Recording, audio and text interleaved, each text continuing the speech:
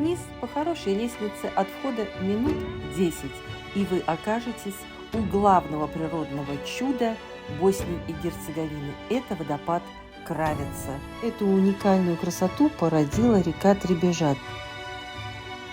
Река интересна тем, что она то появляется, то уходит под землю, и каждое ее новое появление люди воспринимают как новую речку и дают ей новое название. Так у реки 8 имен. Но главная ее достопримечательность – это, конечно же, водопады.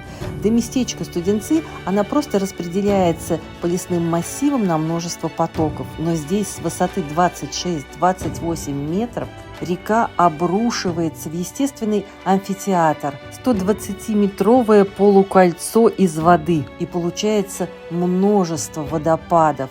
На закате это зрелище обворожительное. Теперь понятно, почему после 6 вход сюда 10 евро.